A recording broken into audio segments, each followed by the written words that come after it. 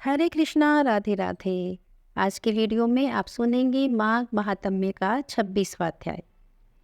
राजा दिलीप ने महर्षि वशिष्ठ से अत्यंत आदरपूर्वक कहा कि हे महर्षि, मेरी जिज्ञासा अभी पूरी तरह शांत नहीं हुई है। कृपया मुझे माघ मास के महत्व के विषय में और विस्तार पूर्वक बताइए। सूत जी बोले कि महाराजा दिलीप की उत्कंठा को शांत करते हुए वशिष्ठ जी बोले कि हे राजन, माघ मास की समस्त तिथियां मोक्षदायिनी होती हैं। इन तिथियों पर स्नान करने से पापों का नाश होता है तथा पुण्य की प्राप्ति होती है। माघ मास की प्रत्येक तिथि पर व्रती को अपने नगर के बाहर नदी, तालाब अथवा कुएं पर स्नान करके ईश्वर का जाप करना चाहिए। अपने कल्याण के लिए ब्राह्मणों को यथाशक्ति दान देना चाहिए और उन्हें भोजन कराना चाहिए। यदि कोई प्रसंगवश भी माघ की एकादशी के व्रत को करता है, वह दुखों को प्राप्त नहीं होता। माघ मास की दोनों एकादशी भगवान पद्मनाभ के दिन है। जब तक मनुष्य एकादशी का व्रत नहीं करता, उसके शरीर में पाप बने रहते हैं। हजारों अश्वमेध, सैकड़ों वाजपेयी यज्ञ एकादशी व्रत की 16वीं कला के बराबर भी नहीं है।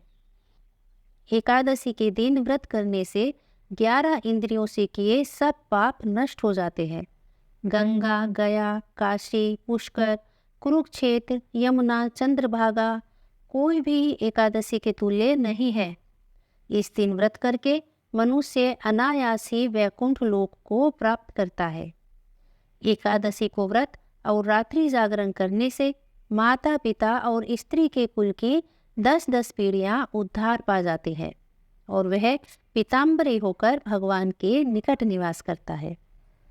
बाल, युवा और वृद्ध सभी तथा पापी भी यह व्रत करने से नरक में नहीं जाते। माघ स्नान करने वाले मनुष्य को मन, क्रम और वचन से प्राणी मात्र का द्रोह नहीं करना चाहिए। पूरे माघ के महीने इंद्रियों को वश में रखना चाहिए। दान देना, भगवान की सेवा करना, नियम पूर्वक वर्ण आश्रम धर्म का पालन करना, इन कर्मों के करने से मनुष्य नरक से बचा रहता है। हे राजन, अब और अधिक क्या कहूँ। प्रयागराज में संगम पर स्नान करना अत्यंत पवित्र है और माघ में स्नान करना मोक्षदायक है। प्रयागराज में ही समस्त जग को उत्पन्न करने वाले ब्रह्मा जी ने सृष्टि की रचना के लिए महान यज्ञ किया था और फिर उस यज्ञ से महान शक्ति प्राप्त करने के पश्चात इस समस्त सृष्टि की रचना की थी।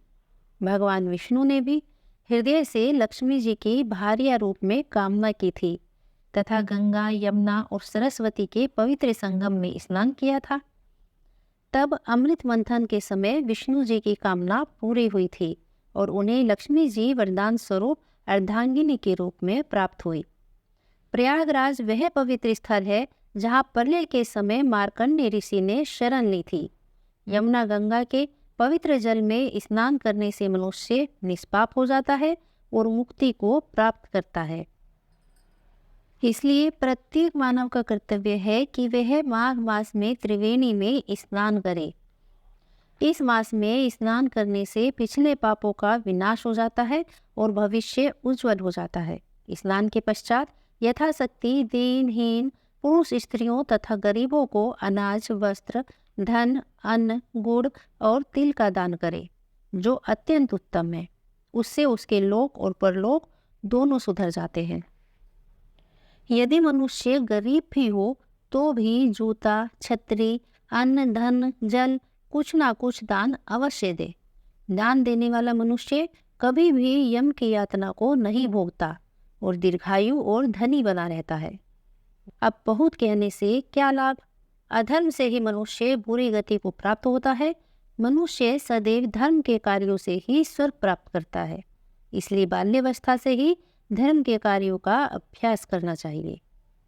आज के माघ मास की कथा यही समाप्त होती है। हरे कृष्णा, राधे राधे।